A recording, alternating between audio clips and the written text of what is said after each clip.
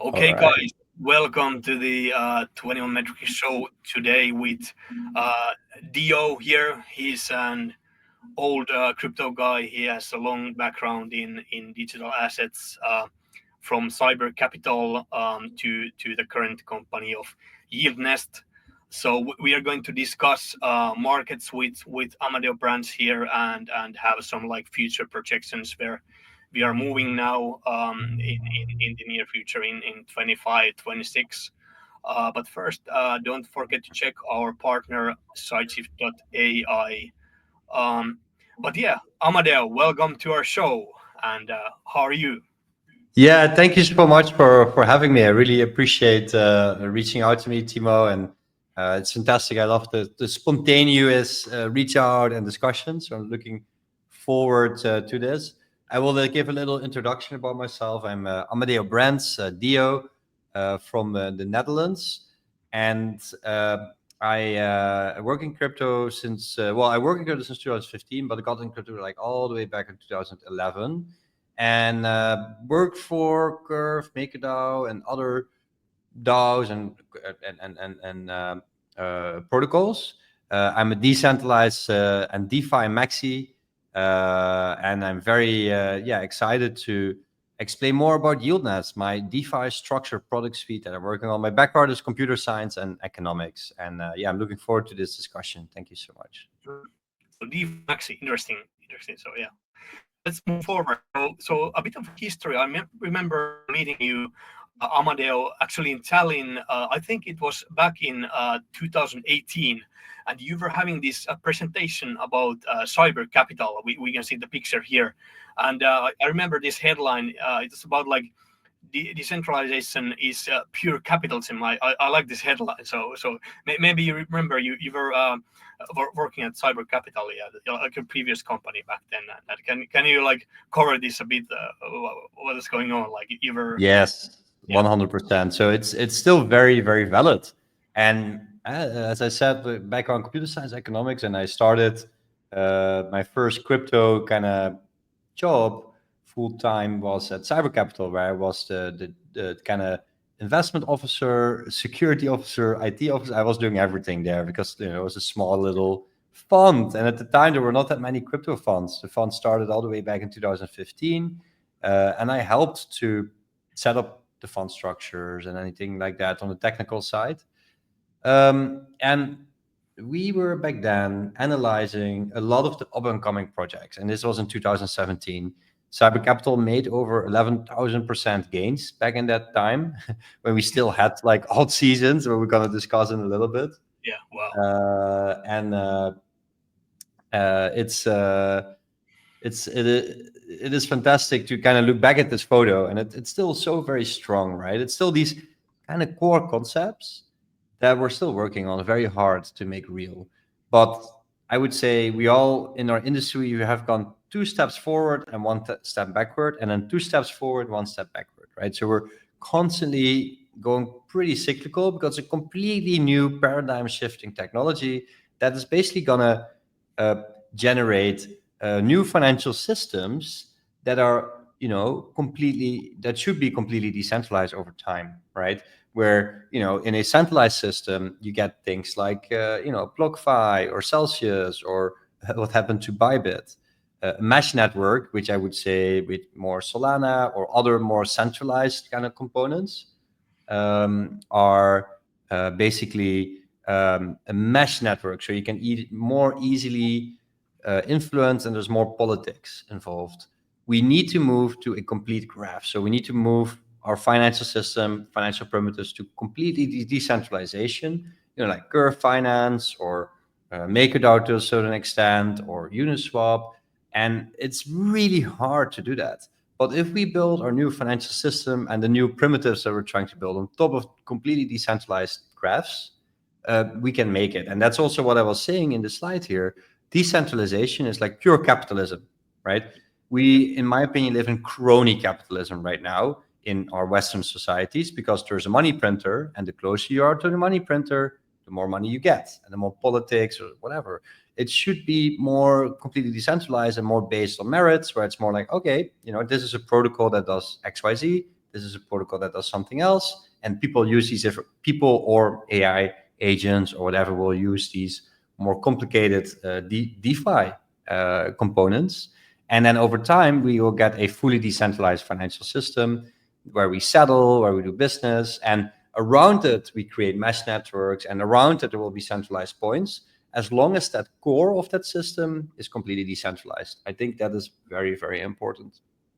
Yes, interesting points. And I remember this cyber capital is like a very early digital assets fund or a crypto fund. And as you said, like you got in so early that I'm sure like your profit margin must be huge. So it's a fund in Netherlands and it's still operational. So it was back then and it's still like after all these years, it's awesome to see that it's still running for sure. So interesting. Yeah, exactly. It's still operational. And after Cyber Capital, I worked in more in education and things. And then I did another fund, DeFi Capital.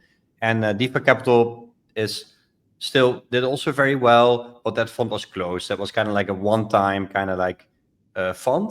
And that fund was successful and we closed that fund. So the Cyber Capital is still operational. It's kind of an ongoing fund. The DeFi Capital fund that I started afterwards was kind of like a closed-ended, kind of like, oh, you get in, we do a market cycle, the last cycle from 2019 to 2022.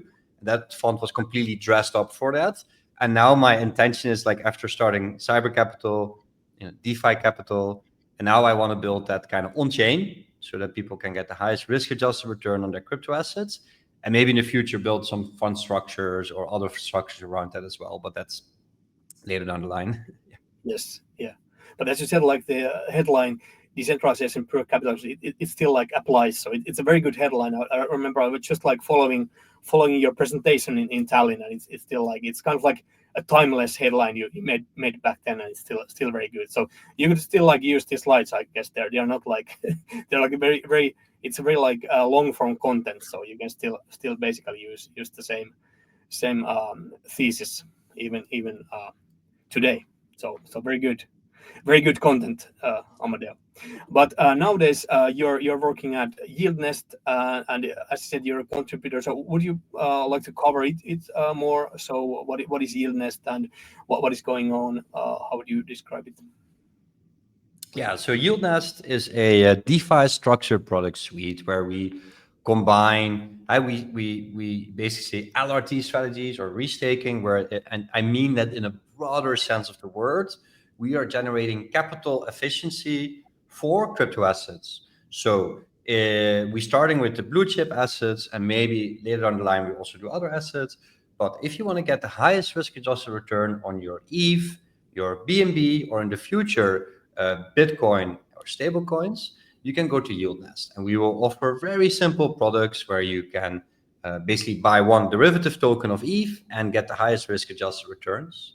And we built a complete tech stack so we can push out more of these kind of products, right? So it's kind of what I did in the past with the funds, where it was more like a centralized kind of managed fund for family offices and high net worth individuals, etc.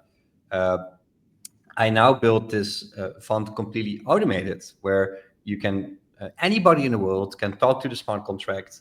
The smart contract asks for ETH, stablecoin, Bitcoin, or BNB, and that's the starting point, and it will make sure you get the highest risk-adjusted returns.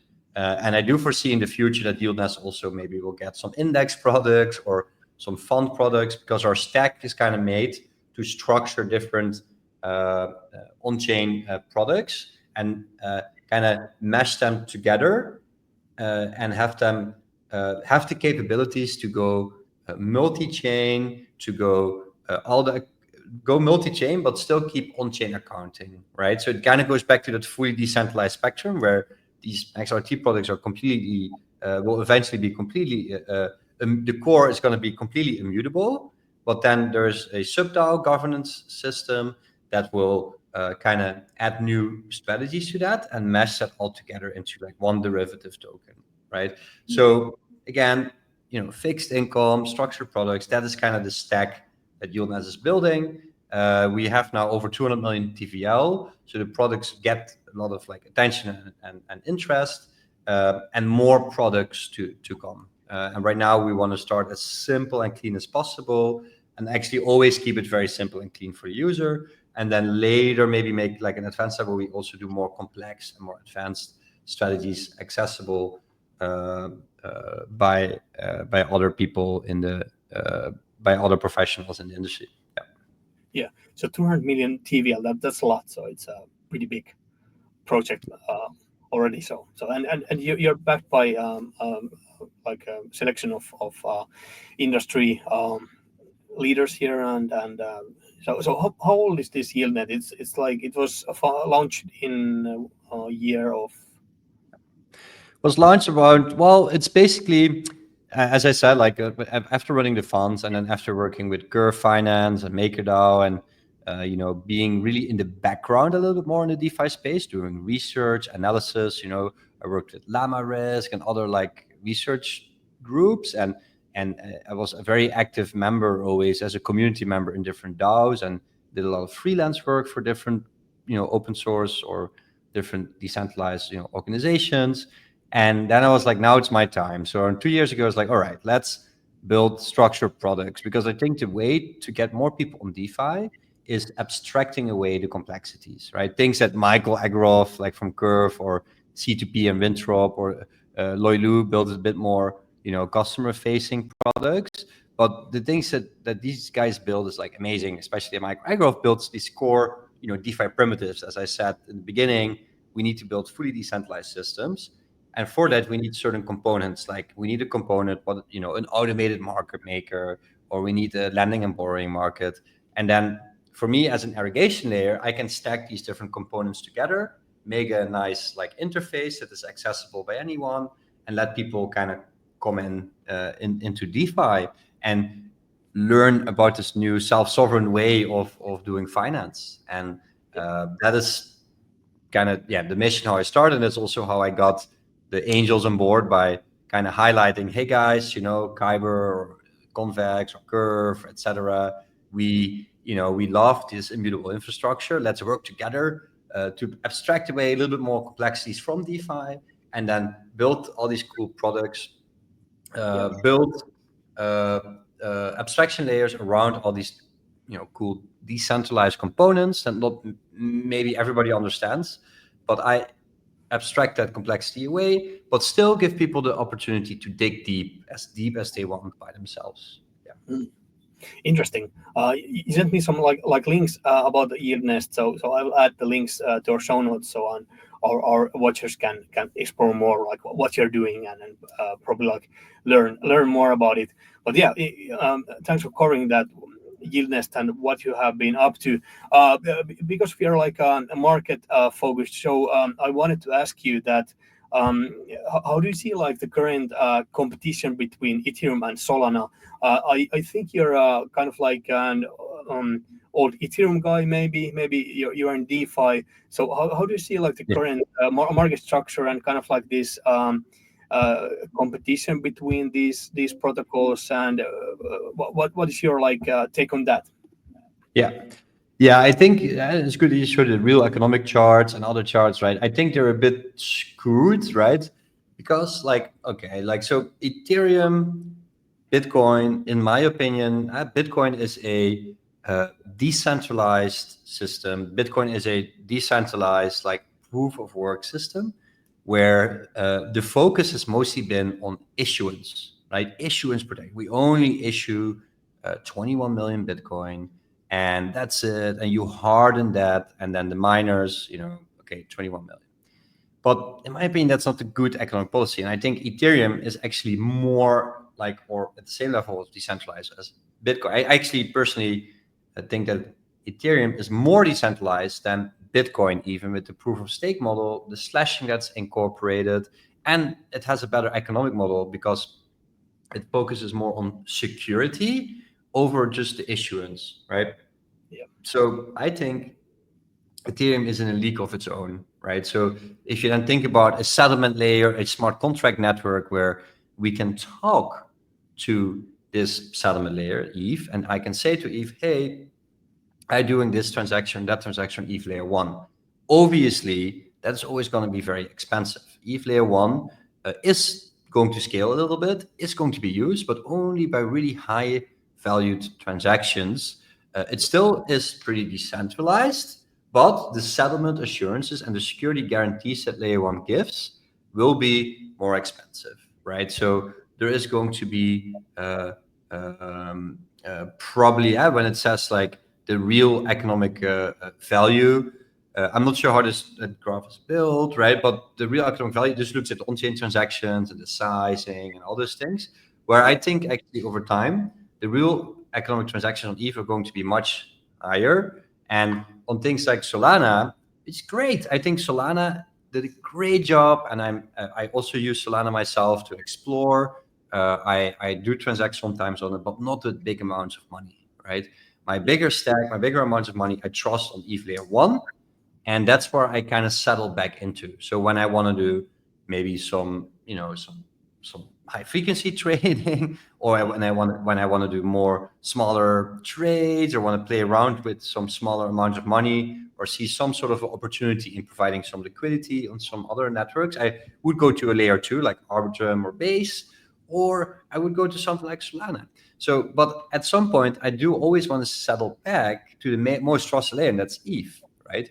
And if the problem is now, like, I still have some money on Solana. Like, in order for me to do that transaction, to bridging that back to the layer that I feel most trusted at, there's a lot of steps that I need to do. It's not that easy, right? So that's why actually the layer one and the layer two, the modular kind of scaling, where we have a settlement assurances, right? So where we have the settlement layer, ETH layer one, and the layer twos or other layers, that in my opinion is the best architectural decision. And I think Ethereum is exactly delivering on that. There's obviously a lot of unknowns that Ethereum now is facing, community-wise, security-wise, but there's still a lot of really competent people that are working exactly on that roadmap. But building technology just takes a lot of time. I do agree that Ethereum should have, when they release this layer 2 roadmap, they should have given more standards or more guidelines on like, hey guys, like we want you to work like that or that. But that also goes a little bit against the ethos, right? So Ethereum is more like, hey, this is the roadmap, let's go. And you now see all these L2s and L3s and all these different things forming. And then these things all need settlement layers, right? I even think that Solana at some point needs a settlement layer. That's why they're building Fire Dancer, right? To settle the state to a layer 0 or to a layer 1. So I think the end game of all blockchain architecture, all blockchain design will be similar to what EVE is doing. And EVE is actually miles ahead and way ahead of its competition with most of its designs, right? So, but I agree, what we need to solve is still the interoperability. It needs to become more easy for users. But again, this is also where products like YieldNest come in. We take that abstracted complexity way. You can just talk to one contract, get your token, and that, like on the background, we do all multi-chain and all the difficult bridging and all those things. For the end user, they just kind of want to be sure that, I'm writing this to a blockchain. Is it really that secure or not, right? So I think at the end of the day, it's about settlement assurances and time to finality, right? You want to have have high settlement assurances and kind of like as fast time to finality as possible. And this we can solve with CK proving layers and other layers. But yeah, there's a lot of development ongoing, but I do see a lot of progress being made in all the right directions. And I'm very bullish. I'm not fading EVE at all. I think we're on the right trajectory, and we just kind of need to double down. If you would kind of say like a competition, EVE against like Solana, for example, I would say kind of like on what front, right? Like if it's about settlement assurances, EVE is way better than Solana. Solana goes down, etc. It's about speed, that's like a different thing. Then you need to maybe better look at a Mega ETH or something, which actually outcompetes Solana. So it's like it's a very difficult question.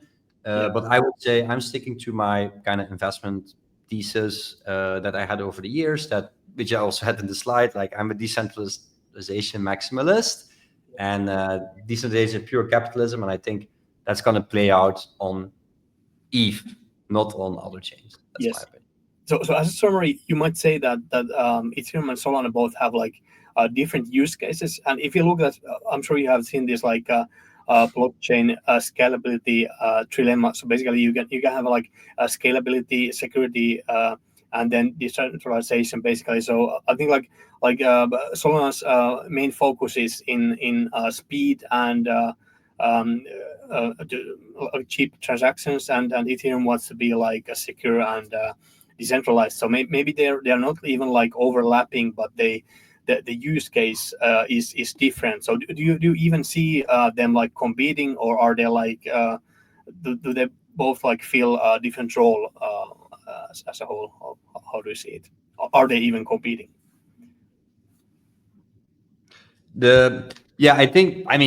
I think they are competing because they all want to compete for users that want to go on chain and want to do something, right?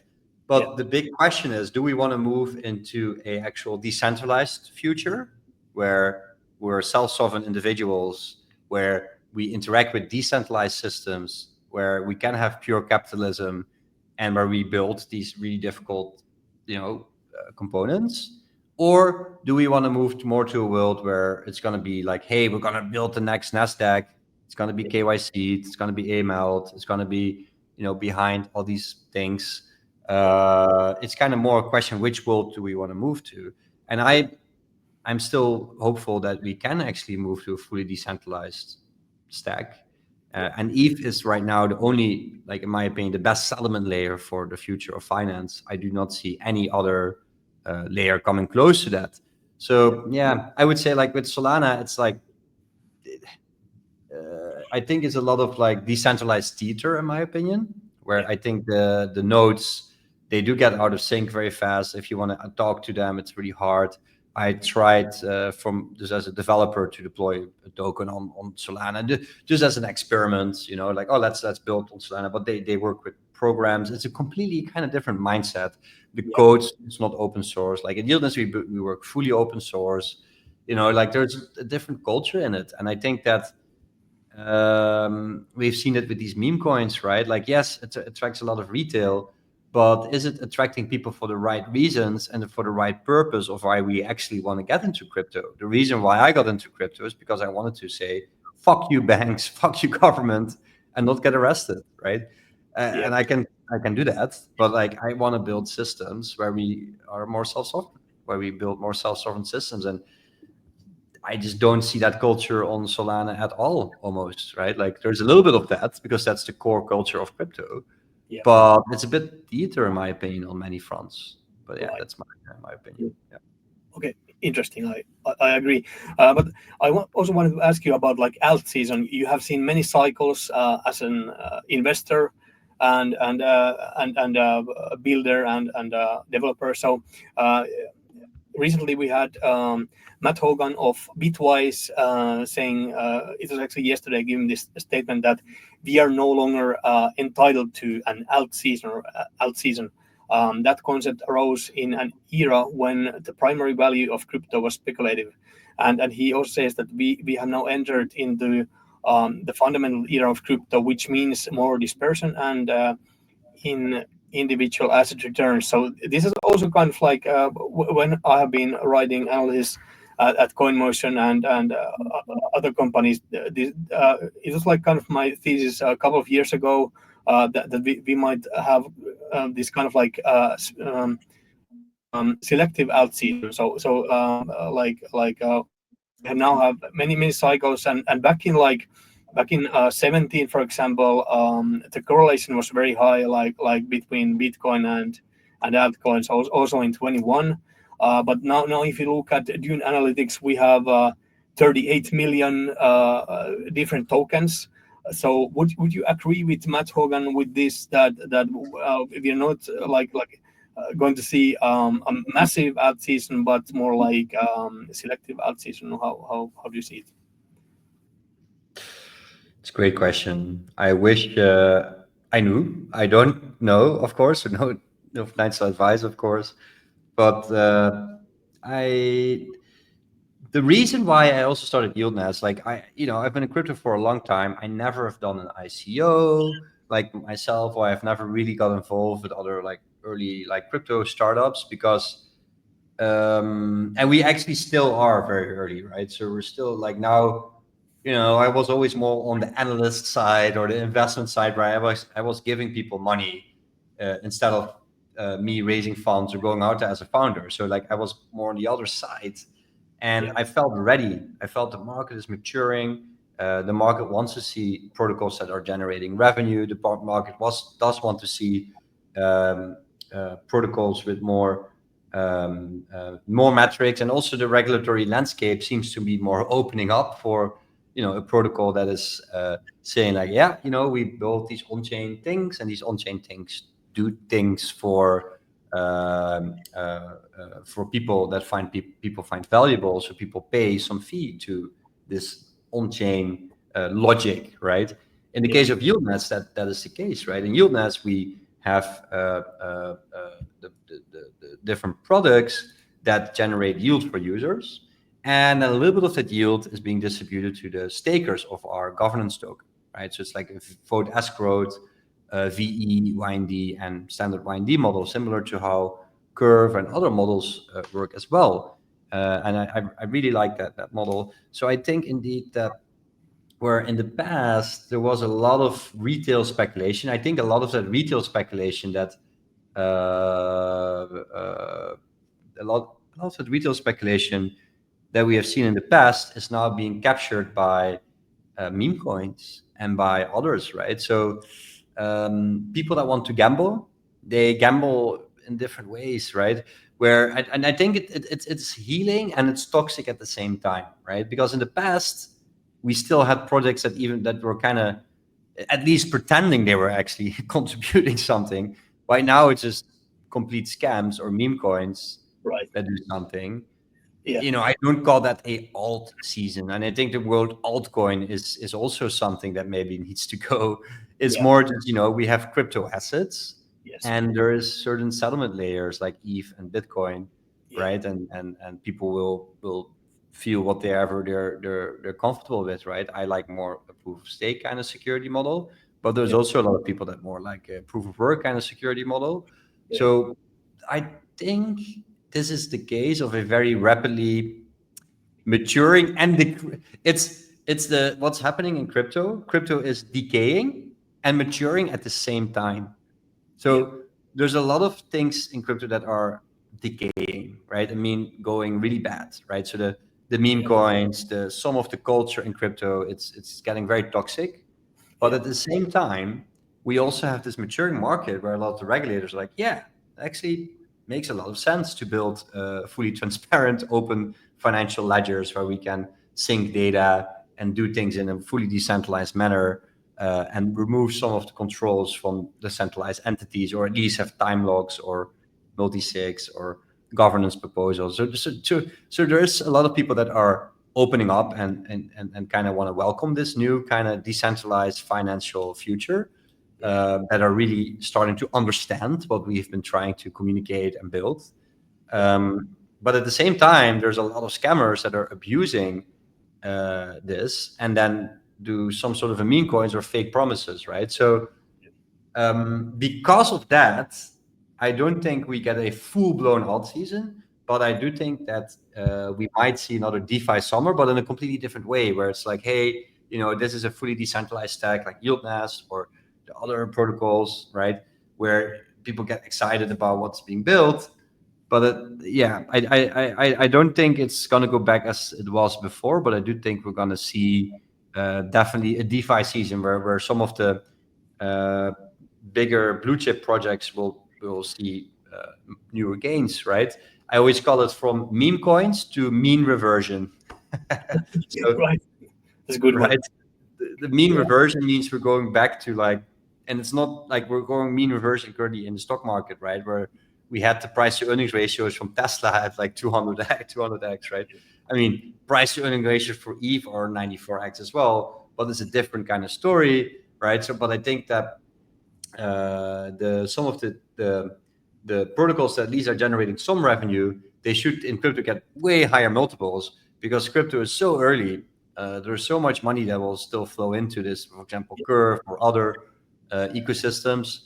But it's really hard to tell where that's going to be, right? It could be that something like Solana is decentralized enough? I don't think so. I think eventually, but this is, I have a more longer term investment horizon than just like the coming 6 months. I think that buying ETH now is a great opportunity, or other protocols like Aave or Curve or YieldNest at some point, right? I think that protocols that are trying to really generate revenue and really trying to do something with purpose, these protocols will come back. Protocols that are just screaming and doing fake stuff like IOTA or EOS or other things, I don't think they have a future. Right. Yeah. I also think that we're now going to have QE, so basically, governments will be flooding the market with new money, and it usually goes to high beta speculative tokens, and yeah, I think like certain altcoins will boom. Yeah, the question is the cycle going to be the same as in 1721?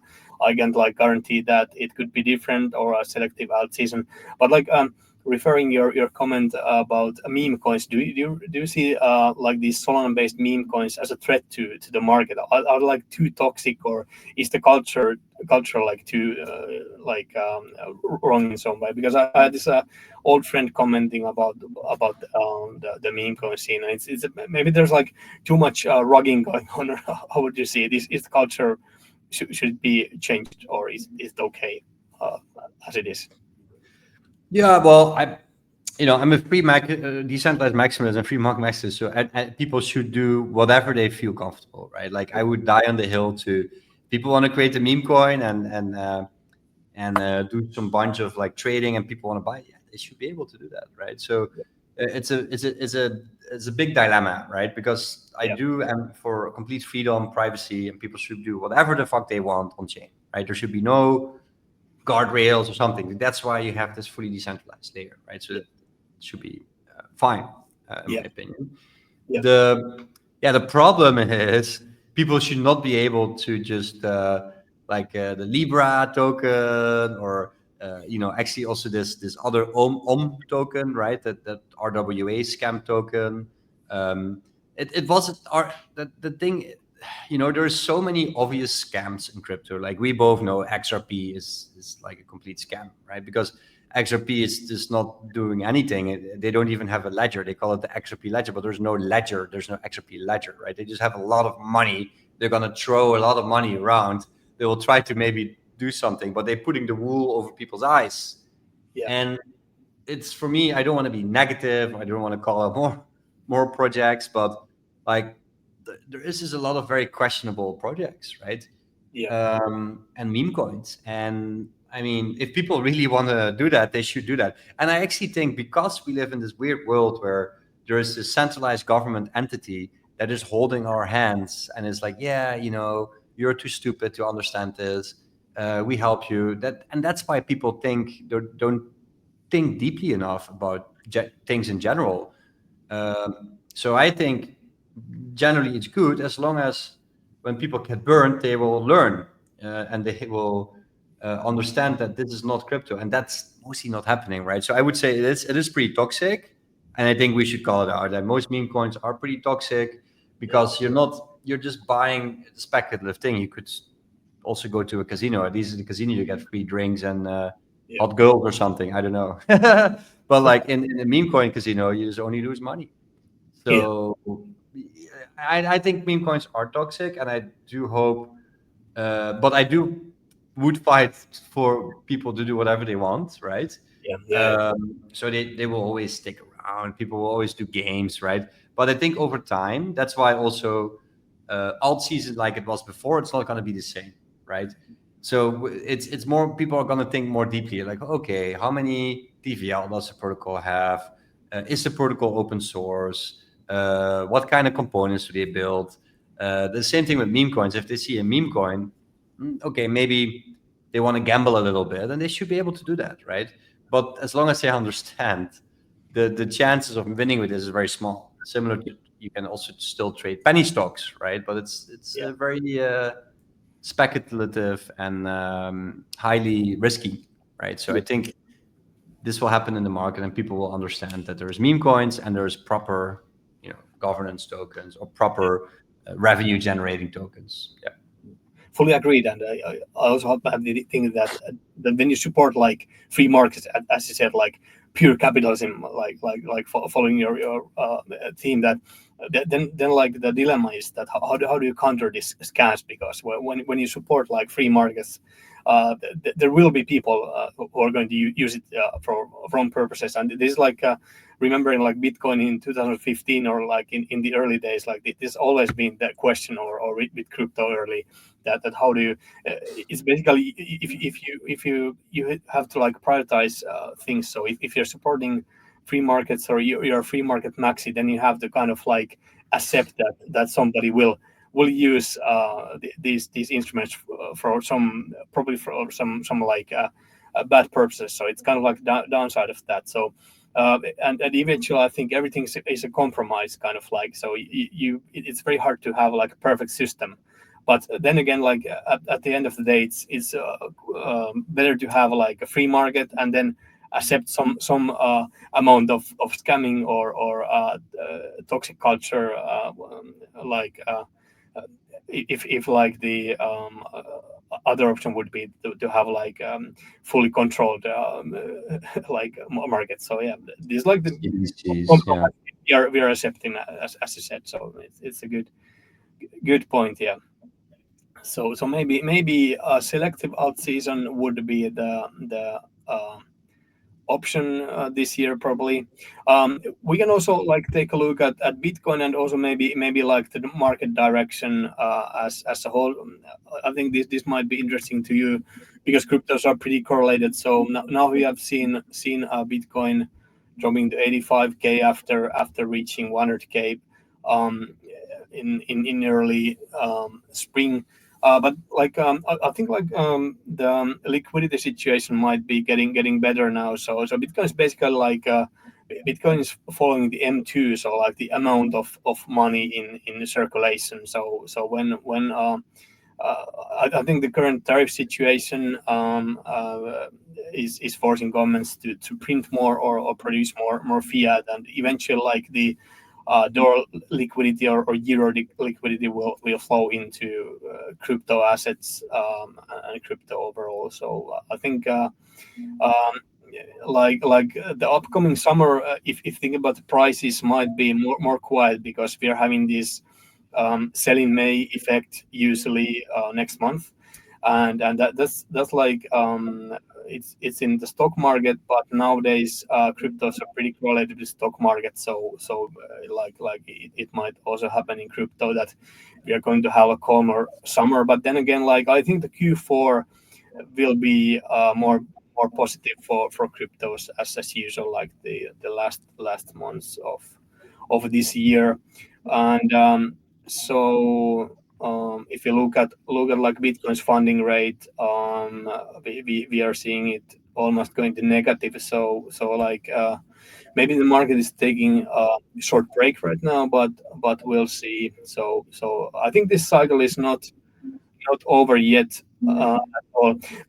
One other question. This is the Japanese company Metaplanet, who has been now buying more and more Bitcoin. They are basically like following MSTR's playbook. You know the Metaplanet. I think you have heard about it. So how do you see like the institutional adoption of Bitcoin?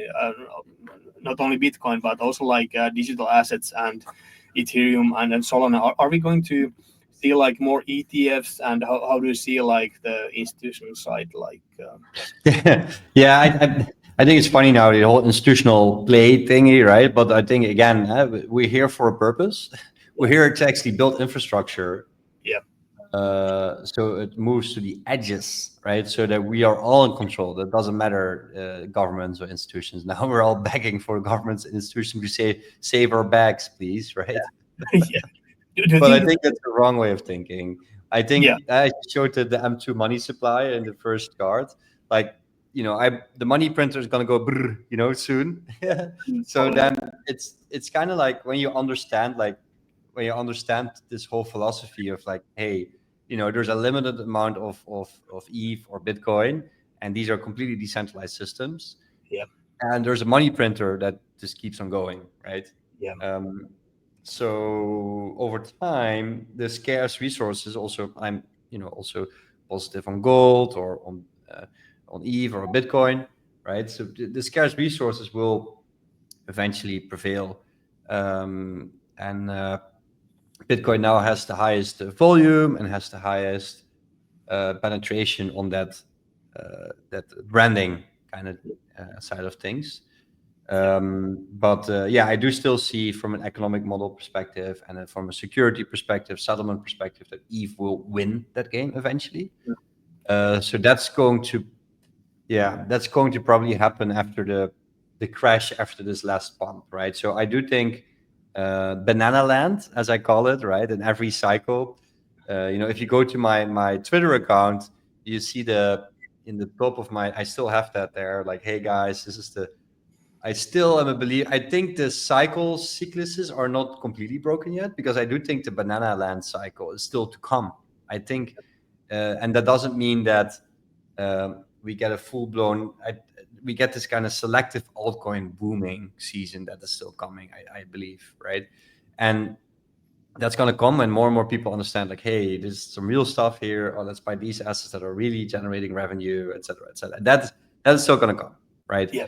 So, and then looking at Bitcoin at like the more short to medium term cycle, it's very hard to tell, right? It's very hard to tell. Like, if I look at this chart, I do think that we could actually the whole thing that go away in May. I think maybe it doesn't happen this time around, but of course I'm not sure. I think Q3, Q4 are going to be positive, and maybe at the end of this year and early next year, we're going to see another crash, right? Similar to what we saw in the 2017, 2018 markets. Maybe it's going to be a very similar kind of cycle as that, where we still have the Q2, Q3, Q4 of more upward, sideways, or more bullish momentum. I do think we're a bit oversold right now, looking at the charts. But you never know. Like, it's really hard to predict these things short term. But I think medium to long term, I do think we're not at the end of the cycle, and I do think banana land, so to say, the most craziness of this kind of cycle, if you want to call it that, is still to come. And I do think maybe after this cycle, the 4-year cycle kind of philosophy breaks, but also maybe not, right? Because we do sit in this world where there's this printer that's going on from time to time, and maybe that's what prints these cycles. I don't know, but I do think for this time, I do think we're going to see still a massive boom in this crypto inflows. There's too many people sitting on side, including myself. Like, I allocated a big amount, but I didn't allocate all my stables yet, right? And I know a lot of real friends around me that are still sitting on a lot of stables, right? So not only the external markets, so the newcomers or new money that flows into the crypto industry, but also existing money, right? We have the highest stablecoin balances on ETH in this case ever, right? Yeah. So if those stablecoins move into some altcoins, or into some proper, let's say, call it into some revenue generating assets, money markets, or liquidity pools, lending positions, the whole market's going to explode, because a lot of that stablecoin, a lot of that stuff is just sitting on the sidelines. It seems it's not being active in DeFi. It's not really. Maybe it's active on centralized exchanges that it's moving in between or something. Maybe, right?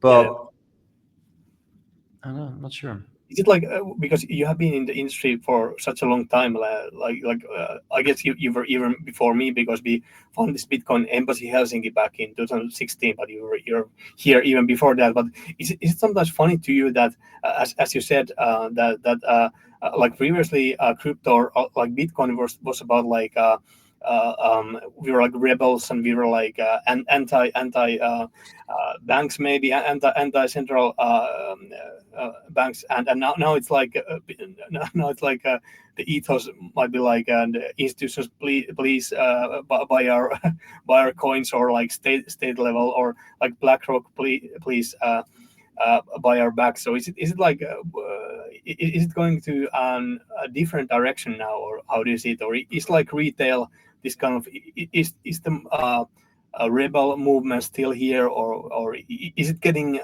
Could you even say that it's getting like too institutional, or how would you describe it? I mean, the only reason why crypto is where it is because of that ethos, right?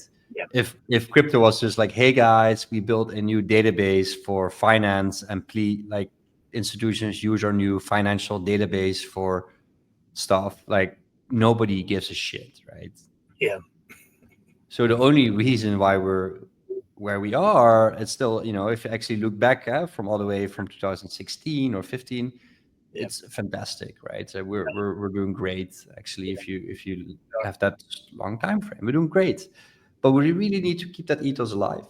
yes, And that ethos, I think, is still very strong, right? Everybody you speak to in crypto that is here a little bit longer than just buying their first meme coin understands the ethos, right? yeah, The culture is strong, but some people kind of stop believing in it because there's so many scams, right? And that is a problem. But I'm a big believer in the 100 monkey effect. So I think that as long as we, um, as a group, kind of keep that ethos alive, I'm yes, not afraid of it going away, because I think it's also the only thing why these institutions are coming, because they're seeing like, oh my god, like I can have my funds stored in this gray area where yeah, I can maybe pay a bit less taxes, or I can not have risk of governments taking money from me. I can take control of myself. I don't have any intermediates anymore or yeah, custodians.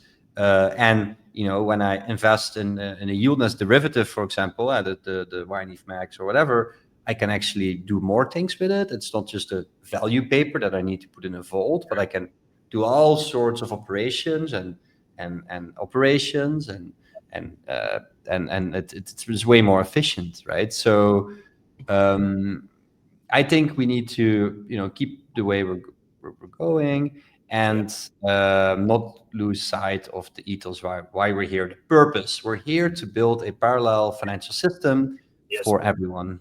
Yeah. It's hard to make like spot price predictions, but if you look at Emma's buying here and like Meta Planet's buying, it usually acts as like a leading indicator. So when institutions are buying more, it usually is good for spot price. So as you said, maybe we're going to have a positive Q3, Q4. So you could expect that. But yeah, we have now like discussed for 47 minutes. So this has been a great, awesome wrap up, and hopefully we can have you as a guest again and discuss more. So thank you for all your views and aspects, Amadeo. So yeah, it was a great conversation. I really enjoyed it as well, and have a great rest of your day, evening, morning. Yes, Everyone listening, thank you so much. And yeah, check out YieldNest at yieldnest.finance, and check out me at Amadeo Brands on Twitter.